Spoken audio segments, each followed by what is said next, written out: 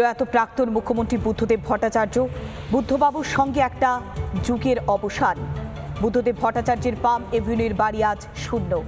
সাদামাটা জীবনযাপন করতেই ভালোবাসতেন প্রাক্তন মুখ্যমন্ত্রী বুদ্ধদেব ভট্টাচার্য। ঘরে নেই কোনো ধরনের চাকচিক্য, বহু পুরনো দুকামরার ফ্ল্যাটেই খুঁজে নিয়েছিলেন তার শান্তির আশ্রয়। আজ তার ঘরে নেই কিছুই, রয়ে গিয়েছে শুধুমাত্র তার স্মৃতি।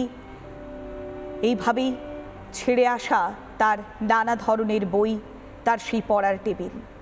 আগেও যখন স্মৃতিচারণা তিনি করেছেন, যখন তাকে প্রশ্ন করা হয়েছিল কেন সরকারি বাসভবনে তিনি যাননি, তখন বলেছিলেন এটা তার স্বাধীনতা। নিজের এই দুকামরার ফ্ল্যাটে থাকাটাও তার স্বাধীনতা। সেই স্বাধীনতার স্বাদ তিনি খুঁজে পেয়েছিলেন তার পাম এভিনিউয়ের এই দুকামরার ফ্ল্যাটে। তিনি বলেছিলেন তার সেই চেনা বইয়ের আলমারি, চেনা বই, তার সেই পুরনো টেবিল, এগুলোকে ছেড়ে আসতে চাননি। তবে আজ তিনি নেই, রয়ে গিয়েছে তার সেই বই, পড়ার টেবিল। সবটাই থাকবে, জগৎ সংসার চলবে, তবে থাকবেন না বুদ্ধদেব ভট্টাচার্য। যখনই তার বাড়ির প্রসঙ্গ উঠে এসেছে, তখনই তিনি বলেছেন তার কোনো বিলাসিতা নয়, এটা তার ভালোবাসা, তার স্বাধীনতা। এই স্বাধীনতার স্বাদ তিনি খুঁজে পেয়েছেন তার সেই পাম এভিনিউয়ের বাড়িতে। 50 বছরের রাজনৈতিক জীবন, তার মাঝে 11 বছর ছিলেন তিনি মুখ্যমন্ত্রী হিসেবে। তারপরেও তার জীবনশৈলীতে এতটুকু বদল ঘটেনি। তবে দেখাবো আমাদের প্রতিনিধি এলিনার পাঠানো সেই প্রতিবেদন।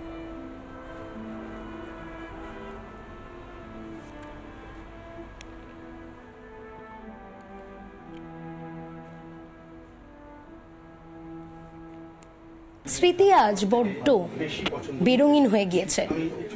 59 নম্বরের পাম এভিনিউর এই বাড়ি ছিল প্রাক্তন মুখ্যমন্ত্রী বুদ্ধদেব ভট্টাচার্যের প্রাণ। আর আজ এই বাড়িতেই তার জীবনাবসান ঘটল। এই হচ্ছে তার বিছানা, এখানেই তিনি জীবনের শেষ সময়টুকু কাটিয়েছেন। অত্যন্ত অসুস্থ ছিলেন, বেশ কয়েক বছর ধরে বিভিন্ন সমস্যায় তিনি ভুগছিলেন। এর আগেও যুদ্ধ জয় করে হাসপাতাল থেকে 12 দিন পরে তিনি ফিরে এসেছিলেন। বারবার শারীরিক অবস্থার অবনতি ঘটেছে, কিন্তু তিনি হেরে যাননি। কিন্তু কোথাও গিয়ে আজকে তাকে হার মানতেই হলো। এই হচ্ছে তার দুকামরার ফ্ল্যাটের পাম এভিনিউয়ের যে আবাসন, সেই আবাসনের এটাই হচ্ছে বুদ্ধদেব ভট্টাচার্যের ঘর। বহু পুরনো এই আবাসনই ছিল তার কাছে সব থেকে শান্তির জায়গা। দিকে দিকে তার স্মৃতি ছড়িয়ে রয়েছে। ইতিমধ্যেই আমরা যে ছবি দেখতে পাচ্ছি, এখানে প্রচুর বই থরে থরে সাজিয়ে রাখা রয়েছে। তিনি বই পড়তে অত্যন্ত ভালোবাসতেন এবং তার যে সেই কালো ফ্রেমের চশমা, কালো গোল ফ্রেমের যে চশমাগুলি, সেই চশমার যে বাক্সগুলো থরে থরে এখানে সাজিয়ে রাখা রয়েছে। এই মুহূর্তে সেই ছবি দেখাচ্ছি সরাসরি। এখানে প্রচুর বই থরে থরে সাজিয়ে রাখা রয়েছে, যে বইগুলো তিনি পড়তে ভালোবাসতেন। কিন্তু শরীর অসুস্থ হয়ে যাওয়া সত্ত্বেও তিনি কিন্তু বই পড়তে যেমন ভালোবাসতেন, তেমন অন্য কেউ তাকে যদি বই পড়ে শোনাতেন, সেটাও তিনি শুনতেন ভীষণ মন দিয়ে। এটাই স্মৃতি বেরঙিন হয়ে গিয়েছে। এই ঘরটাই তো তার কাছে একটা প্রাণ ছিল, তার সমস্ত কিছু ছিল। এই ঘরের মধ্যেই তার সমস্ত কাজকর্ম। তিনি যখন রাইটার্সের মন্ত্রীও ছিলেন, এই ঘরের মধ্যেই তার থাকা। আর যখন মন্ত্রী ছিলেন না, এই ঘরের মধ্যেই শেষ কটা বছর এই ঘরেই তিনি থেকেছেন। পড়াশোনা বলুন, যাবতীয় কাজকর্ম বলুন, এই ঘরকে কেন্দ্র করে, এই ছোট ঘরটাকে কেন্দ্র করে।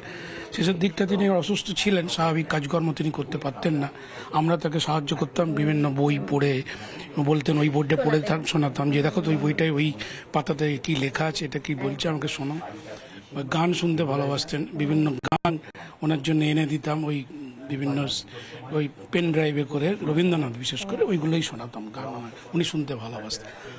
আর কাগজ পড়ে শোনাতাম। চোখ শেষের দিকে চোখটায় উনি দৃষ্টিশক্তি অনেকটা হারিয়েছিলেন। প্রতিদিনের কাগজ পড়াটা তো ওনার ম্যান্ডেটরি ছিল এবং আপ টু ডেট থাকার জন্য আমাকে শোনাতে হতো কোথায় কি ঘটছে, কোথায় ঘটছে, দেশে বিদেশে কি ঘটছে, রাজনীতির সর্বশেষে কি, এটা ওনাকে আপ টু ডেট দিতে হতো। এবং মীরা ভট্টাচার্য অর্থাৎ তার স্ত্রী, তার সঙ্গে ছবি রয়েছে, বহু পুরনো এই ছবি, দীর্ঘদিনের পুরনো। এছাড়াও বিভিন্ন রকমের যে আর্ট, সেইগুলো রয়েছে এখানে। প্রচুর প্রচুর প্রচুর রকমের মেমেন্টো, অ্যাওয়ার্ড যেগুলো তিনি পেয়েছেন তার রাজনৈতিক জীবনে, সেগুলো তিনি সাজিয়ে রেখেছেন। অর্থাৎ আজকে তিনি নেই, তার আবাসন ফাঁকা পড়ে রয়েছে, তার ঘর ফাঁকা পড়ে রয়েছে, কিন্তু তার স্মৃতি কিন্তু রয়ে গেল। এবং সেই ছবি আমরা দেখালাম, তুলে ধরলাম রিপাবলিক বাংলার ক্যামেরায়। তার প্রতি আমাদের শ্রদ্ধা থাকলো। এবং একই সঙ্গে বুদ্ধদেব ভট্টাচার্য হয়তো তিনি মানুষের মনেই থেকে যাবেন। তার দেহ হয়তো আজকে, তার দেহে প্রাণ নেই, কিন্তু তিনি কিন্তু অমর রয়ে যাবেন প্রত্যেকের মধ্যে। ক্যামেরায় মোহিত শেঠের সঙ্গে এলিনা ভট্টাচার্যের রিপোর্ট, রিপাবলিক বাংলা, কলকাতা। প্রয়াত প্রাক্তন মুখ্যমন্ত্রী বুদ্ধদেব ভট্টাচার্য, বুদ্ধবাবুর সঙ্গে একটা যুগের অবসান। বুদ্ধদেব ভট্টাচার্যের পাম এভিনিউর বাড়ি আজ শূন্য। সাদামাটা জীবনযাপন করতেই ভালোবাসতেন প্রাক্তন মুখ্যমন্ত্রী বুদ্ধদেব ভট্টাচার্য। ঘরে নেই কোনো ধরনের চাকচিক্য, বহু পুরনো দুকামরার ফ্ল্যাটেই খুঁজে নিয়েছিলেন তার শান্তির আশ্রয়। আজ তার ঘরে নেই কিছুই, রয়ে গিয়েছে শুধুমাত্র তার স্মৃতি।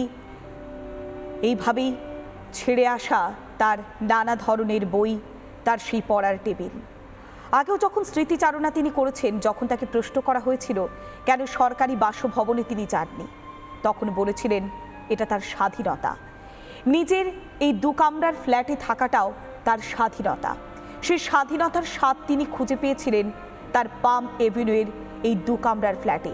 তিনি বলেছিলেন তার সেই চেনা বইয়ের আলমারি, চেনা বই, তার সেই পুরনো টেবিল, এগুলোকে ছেড়ে আসতে চাননি। তবে আজ তিনি নেই। রয়ে গিয়েছে তার সেই বই, পড়ার টেবিল। সবটাই থাকবে, জগৎ সংসার চলবে, তবে থাকবেন না বুদ্ধদেব ভট্টাচার্য।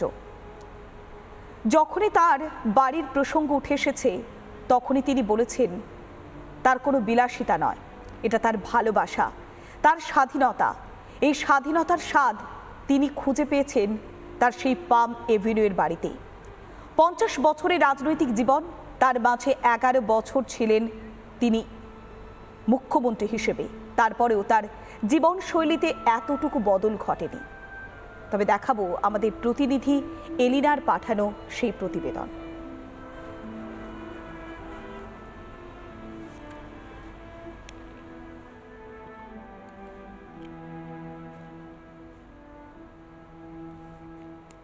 স্মৃতি আজ বড্ড বেরঙিন হয়ে গিয়েছে। 59 নম্বরের পাম এভিনিউর এই বাড়ি ছিল প্রাক্তন মুখ্যমন্ত্রী বুদ্ধদেব ভট্টাচার্যের প্রাণ। আর আজ এই বাড়িতেই তার জীবনাবসান ঘটল। এই হচ্ছে তার বিছানা। এখানেই তিনি জীবনের শেষ সময়টুকু কাটিয়েছেন। অত্যন্ত অসুস্থ ছিলেন, বেশ কয়েক বছর ধরে বিভিন্ন সমস্যায় তিনি ভুগছিলেন। এর আগেও যুদ্ধ জয় করে হাসপাতাল থেকে 12 দিন পরে তিনি ফিরে এসেছিলেন। বারবার শারীরিক অবস্থার অবনতি ঘটেছে, কিন্তু তিনি হেরে যাননি। কিন্তু কোথাও গিয়ে আজকে তাকে হার মানতেই হলো। এই হচ্ছে তার দুকামরার ফ্ল্যাটের পাম এভিনিউয়ের যে আবাসন, সেই আবাসনের এটাই হচ্ছে বুদ্ধদেব ভট্টাচার্যের ঘর। বহু পুরনো এই আবাসনই ছিল তার কাছে সব থেকে শান্তির জায়গা। দিকে দিকে তার স্মৃতি ছড়িয়ে রয়েছে। ইতিমধ্যেই আমরা যে ছবি দেখতে পাচ্ছি, এখানে প্রচুর বই থরে থরে সাজিয়ে রাখা রয়েছে। তিনি বই পড়তে অত্যন্ত ভালোবাসতেন এবং তার যে সেই কালো ফ্রেমের চশমা, কালো গোল ফ্রেমের যে চশমাগুলি, সেই চশমার যে বাক্সগুলো থরে থরে এখানে সাজিয়ে রাখা রয়েছে। এই মুহূর্তে সেই ছবি দেখাচ্ছি সরাসরি।